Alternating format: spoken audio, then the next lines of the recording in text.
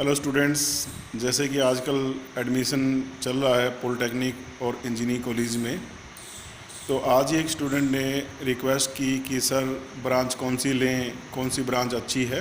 तो मैं आज इस पे वीडियो आप लोगों को दे रहा हूँ कि कौन सी ब्रांच आप लोगों को एडमिशन के दौरान लेनी चाहिए। देखिए, सारी ब्रांच अच्छी है, सारी ब्रांच में जॉब की कोई कमी नहीं है। आप वो ब्रांच लें जो आपकी पर्सनैलिटी को, आपके टेस्ट को मैच करती है। सभी लोग अपने अपने हिसाब से आपको गाइड करेंगे कि ये ब्रांच अच्छी है, ये ब्रांच अच्छी है, क्योंकि हर बंदा अपने टेस्ट को प्रेफरेंस देता है। लेकिन यहाँ पे स्टूडेंट को वो ब्रांच लेनी चाहिए जो उसको खुद को अच्छी लगती है। उसका कारण ये है कि जो ब्रांच स्टूडेंट को अच्छी लगती है उसमें वो बेटर परफॉर्म कर सकता है और इंटरेस्ट भी उसका उसी में रहेगा, तो उसमें वो ज़्यादा अच्छी परफॉर्मेंस दे सकता है। तो इसीलिए आपको वो ब्रांच लेनी चाहिए जो बढ़िया है आपके हिसाब से, जो आपको अच्छी लगती है। ठीक है। लेकिन मैं इसमें एक आप लोगों को राय देता हूँ कि कुछ ब्रांच हमारी कोर ब्रांच होती है, जैसे सिविल इंजीनियरिंग है, मैकेनिकल है, इलेक्ट्रिकल है, इलेक्ट्रॉनिक्स है और कंप्यूटर ब्रांच है। ये ब्रांच हमारी कोर ब्रांच होती है। ये कोर ब्रांच के सिवा जो दूसरी ब्रांच अगर आप लोग लेते हो तो उसमें थोड़ी सी समस्या ये आती है कि वहाँ पे, जैसे आप मान लीजिए गवर्नमेंट जॉब के लिए अप्लाई कर रहे हो, तो गवर्नमेंट जॉब में लिख रखा है कि डिप्लोमा इन इलेक्ट्रॉनिक्स इंजीनियरिंग या मैकेनिकल इंजीनियरिंग या सिविल इंजीनियरिंग या कोई और ब्रांच जैसे बोल रखा है। तो उस केस में अगर आपने मान लीजिए डिप्लोमा किसी और अलाइड ब्रांच में आपने किया है, मैकेनिकल टूल एंड डाई में किया है, इंस्ट्रूमेंटेशन एंड कंट्रोल में किया है, तो ऐसे केस में क्या होता है, थोड़ी सी वहाँ पे जॉब अपॉर्चुनिटीज़ कम हो जाती है। तो उस केस में मैं आप लोगों को एक बात सजेस्ट करता हूँ, मेन कोर ब्रांच कौन कौन सी है? मैकेनिकल, सिविल, इलेक्ट्रिकल, इलेक्ट्रॉनिक्स और कंप्यूटर। ये ब्रांचेज़ हमारी कोर ब्रांचेज़ हैं। इन ब्रांचेज़ में से आप ये देखिए कि आपको कौन सी ब्रांच सूट करती है। अगर आपका सिविल या कंस्ट्रक्शन में इंटरेस्ट है, आपका बिल्डिंग्स वगैरह आपको अच्छी लगती है, रोड ब्रिज ये सब आपको अच्छे लगते हैं, तो आप लोग सिविल ब्रांच ले सकते हो। अगर आपको मैकेनिकल पार्ट्स बनाना अच्छा लगता है, टूल्स वगैरह अच्छे लगते हैं, तो आप लोग मैकेनिकल ब्रांच ले सकते हो।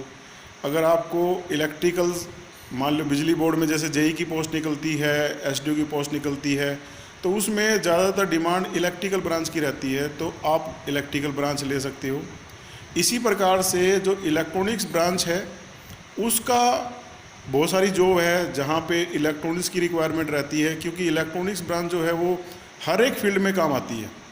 जैसे मान लीजिए आपने डिप्लोमा किया है इलेक्ट्रॉनिक्स ब्रांच में, आप इलेक्ट्रॉनिक्स में ऑटोमाइजेशन जो है वो हर फील्ड में होता है। इवन आप लोग इलेक्ट्रॉनिक्स ब्रांच के स्टूडेंट जो है वो बीटेक कंप्यूटर में कर सकते हैं या मैकेनिकल में कर सकते हैं, क्योंकि हर चीज़ में ऑटोमाइजेशन आता है।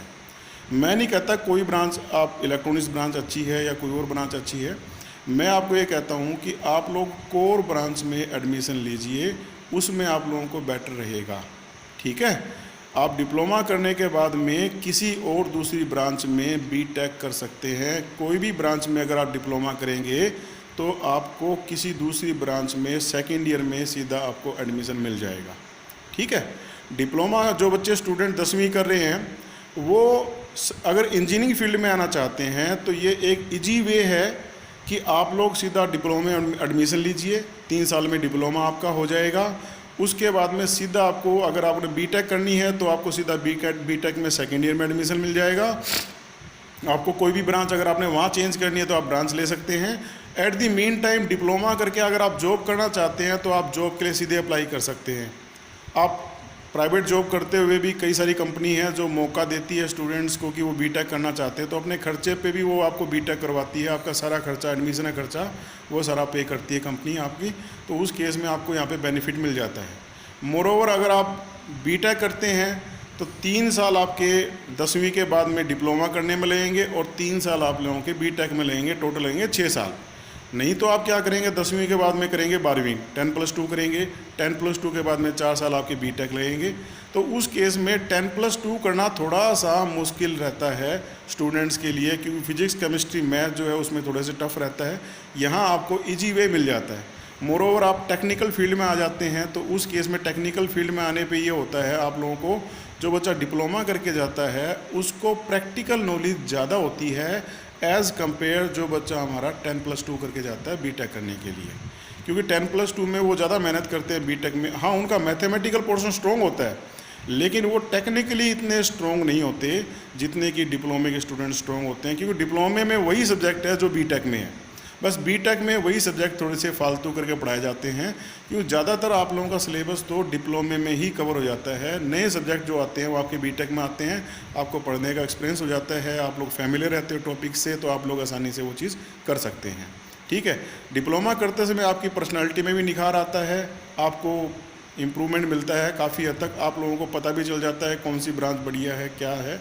तो यही एक तरीका है आसानी से आप लोग कहाँ एडमिशन ले सकते हैं। तो जो स्टूडेंट 10वीं कर रहे हैं, आपके जानकार हैं, उनको आप मोटिवेट कीजिए कि वो किसी अच्छे कॉलेज में, उनको गाइड कीजिए, उनको बताएं कि कौन सा कॉलेज अच्छा है। कॉलेज वो अच्छा है जहाँ प्लेसमेंट अच्छी है। अगर आपने कॉलेज डिसाइड करना है कि कौन सा कॉलेज अच्छा है, तो आप कॉलेज को इस प्रकार से चेक कर सकते हैं। एक तो वहाँ जो कॉलेज है उसमें फैकल्टी अच्छी होनी चाहिए। जिस भी ब्रांच में आपने एडमिशन लेना है तो उस ब्रांच के अंदर पता करें कि फैकल्टी आप लोगों को पूरी रेगुलर फैकल्टी वहाँ पे हो, सारा स्टाफ वहाँ पे हो, लैब वगैरह अच्छी हो, वहाँ पे इंफ्रास्ट्रक्चर अच्छा हो, फैकल्टी कॉम्पिटेंट हो, पढ़ाने में अच्छी पोजीशन उनकी हो। और दूसरा, उस कॉलेज के अंदर प्लेसमेंट चेक करें कि इन्होंने कितने स्टूडेंट्स को जॉब लगवाई है। क्योंकि जब बच्चा डिप्लोमा करता है तो सेकेंड ईयर में, थर्ड ईयर में आने के बाद में उनको इंटरव्यू देने का मौका मिलता है। बहुत सारी कंपनी आती है जो फाइनल के बच्चों का इंटरव्यू लेती है, उनका जॉब प्लेसमेंट करवाती है। तो यहाँ पे आप लोग इन दो बातों पे किसी भी कॉलेज को चेक कर सकते हैं कि वो कॉलेज आपके हिसाब से कितना अच्छा है। वहाँ पे फैकल्टी, इंफ्रास्ट्रक्चर बहुत अच्छा होना चाहिए, माहौल बहुत अच्छा होना चाहिए, वहाँ पे पढ़ाई का माहौल होना अच्छा होगा। तो वहाँ पे क्या होगा कि आप लोगों को अच्छे विद्यार्थी मिलेंगे। अच्छे कॉलेज में जाने का फ़ायदा ये है कि वहाँ पे आपको अच्छे विद्यार्थी मिलेंगे, अच्छा माहौल मिलेगा। तो बाय डिफ़ॉल्ट आप उन अच्छे विद्यार्थियों के साथ मिल करके अच्छे से ग्रो कर सकते हैं। फिर वो कैंपस इंटरव्यू करवाते रहते हैं। तो कैंपस इंटरव्यू में क्या होगा हमारा कि जो स्टूडेंट्स कैंपस इंटरव्यू में सेलेक्ट हो जाते हैं, आप ये मत सोचें कि मुझे जॉब नहीं करनी या जॉब करनी है। आप सेलेक्ट तो होइए, सेलेक्ट होने पे आप लोगों को कॉन्फिडेंस मिलेगा, हाँ भाई मेरा सिलेक्शन हो चुका है। और अगर आप ना भी जॉब करना चाहते हैं, बीटेक करके जब इंटरव्यू देने जाएंगे तो आप बताएंगे इंटरव्यू में कि हाँ मेरा वहाँ पे सिलेक्शन हो चुका था। तो उससे एक तो आपका कॉन्फिडेंस लेवल बढ़ता है, दूसरा जो इंटरव्यू लेने वाला है उसके ऊपर भी इफेक्ट पड़ता है भी हाँ इस बंदे का वहाँ पे पहले सिलेक्शन इसका हो चुका है। ठीक है, तो ये सारी अपॉर्चुनिटीज़ है जो आप लोगों के सामने है। आप लोग अपने जो बहन भाई है, अड़ोस पड़ोस में जो विद्यार्थी हैं और जो साथी हैं, उनको भी गाइड करें। क्योंकि 10वीं करके बच्चा आता है वो इनोसेंट बच्चा होता है, उसको इतनी ज़्यादा पता नहीं होती कि कौन सी कॉलेज में एडमिशन लेना चाहिए, कैसे क्या करना चाहिए। तो मैं आप लोगों से रिक्वेस्ट करता हूँ, जैसे मैं आप लोगों की हेल्प कर रहा हूँ, आप लोगों को थोड़ा गाइड करने की कोशिश कर रहा हूँ, उसी प्रकार से आप लोग भी अपने जो नॉन हैं उन नॉन को आप प्रॉपर रास्ता बताएं, उनको गाइड करें, ताकि उनको प्रॉपरली एडमिशन कहीं ना कहीं अच्छे कॉलेज में मिल जाए और वो सही रास्ते पे चल पड़े। ठीक है, तो इस प्रकार अगर आप लोग भी औरों की हेल्प करेंगे तो उसमें आपका भी कॉन्फिडेंस लेवल बिल्ड होगा। और ये हमारे देश में जो तरक्की है वो इसी प्रकार से होगी कि हम एक दूसरे की सभी मिल कर के हेल्प करते हैं। मैं भी आप लोगों की हेल्प कर रहा हूँ, इसी प्रकार से आप लोग भी औरों की हेल्प करें।